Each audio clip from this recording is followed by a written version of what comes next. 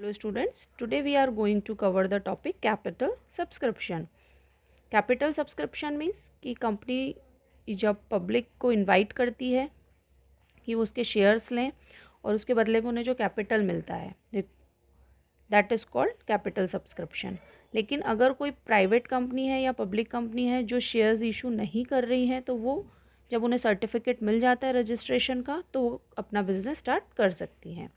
Hence, capital subscription stage and commencement of business stage apply only to public companies with share capital। ये सिर्फ public companies पे apply करती है जो कि शेयर कैपिटल के साथ हैं, मतलब जो जनरल पब्लिक को शेयर्स इशू कर रही हैं।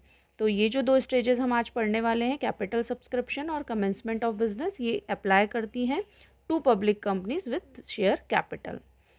So under capital subscription stage, a promoter has to perform the following activities to collect the required capital। अब कंपनी को कुछ रिक्वायर्ड कैपिटल कलेक्ट करना होता है, तो प्रमोटर्स को एक्टिविटीज़ भी परफॉर्म करनी होंगी उसको कलेक्ट करने के लिए। The company issues prospectus to the general public and one copy of this is send to the registrar. Prospectus क्या है, पहले तो ये समझें। प्रोस्पेक्टस एक ऐसा डॉक्यूमेंट है जिसे हम कह सकते हैं कि एक सर्क्यूलर हो सकता है जनरल पब्लिक को इनवाइट करने का, कि जनरल पब्लिक को ये इनविटेशन दिया जाता है कि वो आएँ और शेयर्स परचेज करें कंपनी के, सब्सक्राइब करें, और this document is also deposited with the registrar. अब ये जो है वो रजिस्ट्रार में भी डिपॉजिट करना होता है कंपनी को। The banker receives the applications for shares. If the company receives minimum subscription, the minimum amount which has been given in the prospectus receivable from the sale of shares, then the directors pass the proposal of allotment and allotment letter is sent to the applicants। अब जब ये prospectus issue किया जाता है और जो bankers हैं उन्हें एप्लीकेशंस मिलती हैं, अब इसमें रोल होता है बैंकर्स का, अंडरराइटर्स का, ब्रोकर्स का। बैंकर्स का जो रोल होता है वो ये है कि जो एप्लीकेशंस हैं, कि जो पब्लिक है वो पहले एप्लीकेशंस लेगी कि उसे कितने शेयर्स लेना है ना। एप्लीकेशंस लेने के बाद उसके ऊपर अमाउंट देना होता है। अगर कोई पब्लिक शेयर्स लेना चाहती है तो उन्हें एप्लीकेशन पे लेने के लिए पैसा देना पड़ेगा। तो ये बैंकर्स ये इंश्योर करते हैं कंपनी को कि वो उनके अकाउंट में, कंपनी के अकाउंट में वो पैसा आ जाए। और जो ब्रोकर्स होते हैं वो सेल करते हैं शेयर्स, हेल्प करते हैं कंपनीज़ की कि शेयर्स जो हैं वो सेल किए जा सकें। और अंडरराइटर्स का वर्क होता है, जैसे अगर हम माने कि कोई नई कंपनी आई है और लोग उस जानते नहीं उस कंपनी को, तो वो क्यों परचेस करेंगे। तो ये जो अंडरराइटर्स रहते हैं यहाँ पे उनका बहुत बड़ा इम्पोर्टेंस ये है कि वो ये कंपनी से या तो गारंटी देते हैं कि ये शेयर्स ले लेगी जनरल पब्लिक, या फिर वो खुद परचेस करके कुछ एक कमीशन इनका होता है सभी का, चाहे वो बैंकर्स हों, चाहे ब्रोकर्स हों या अंडरराइटर्स।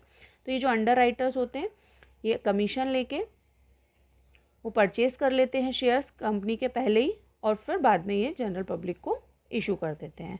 तो ये इन तीनों का, बैंकर का, ब्रोकर का और अंडरराइटर्स का रोल होता है। और कंपनी को जो उन्होंने प्रोस्पेक्टस में दिया है कि इतना मिनिमम अमाउंट हमें शेयर्स इशू करके मिलेगा, वो मिलने के बाद अलॉटमेंट कर दिया जाता है शेयर्स का। अब इसमें ये समझना बहुत ज़रूरी है कि मिनिमम सब्सक्रिप्शन क्या होता है। If company plans to issue 10,000 shares of ₹10 each, then it must receive application for minimum 9,000 shares, मतलब कि 90% ऑफ 10,000 शेयर्स बिफोर अलॉटमेंट, है ना। तो अगर कंपनी ने 10,000 शेयर्स इशू किए हैं तो उन्हें 9,000 पे एप्लीकेशंस मिलना ज़रूरी है, मतलब इतने पर उनका अमाउंट, 9,000 शेयर्स का अमाउंट, पैसा आ जाना चाहिए, तभी वो शेयर्स अलॉट कर पाएंगे। This is called minimum subscription. Minimum subscription मिलने के बाद जो डायरेक्टर्स है उन्हें रिटर्न ऑफ अलॉटमेंट सेंड करना होता है रजिस्ट्रार को। मतलब इसमें क्या, ये एक स्टेटमेंट है। रिटर्न ऑफ अलॉटमेंट जो है वो एक स्टेटमेंट है। इसमें कंपनी को ये इन्फॉर्मेशन देनी होती है, डिटेल्स देनी होती है कि जो शेयर होल्डर्स हैं उनका नेम क्या है, एड्रेस क्या है, किसने कितने शेयर्स लिए हैं, और फिर the company has to submit a return of allotment with the registrar, और फिर ये रजिस्ट्रार में कंपनी सबमिट करा देती हैं। If the company is not able to receive the minimum subscription money within 120 days of issuing the prospectus, then it cannot allot the shares and it has to refund the money it has received on applications. अगर 120 days मतलब prospectus issue किया और अगर 120 days हो चुके हैं prospectus issue किए और कंपनी को जितना उन्होंने मिनिमम सब्सक्रिप्शन होना था नहीं मिला है, एप्लीकेशंस नहीं ली गई हैं, शेयर्स नहीं बिके, शेयर्स के लिए जो एप्लीकेशंस हैं उतनी नहीं आई हैं, तो उन्हें अलॉटमेंट नहीं, शेयर्स का अलॉटमेंट नहीं कर सकते हैं और ये पैसा एप्लीकेशंस का उन्हें पब्लिक को रिटर्न करना होता है. When a public company invites,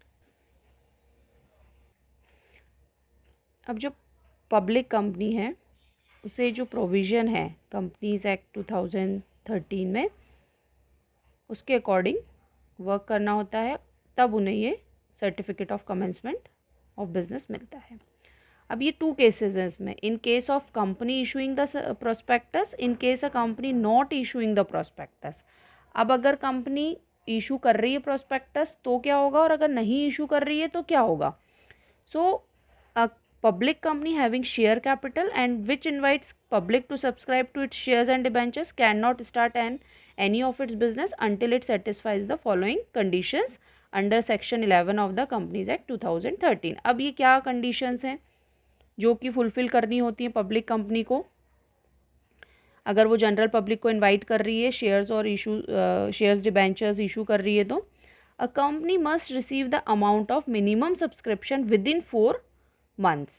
It means 120 days from the date of issue of prospectus. मतलब कंपनी ने पहले prospectus इशू किया और उसमें लिखा होता है, उसमें ये बता होता है कि कितना मिनिमम सब्सक्रिप्शन है ना, कितना पब्लिक को उन्हें, अगर मैंने आपको बताया कि 10,000 शेयर्स अगर इशू किए हैं तो 90% उसका उन्हें मिल जाना चाहिए, है ना, application money, that is minimum subscription.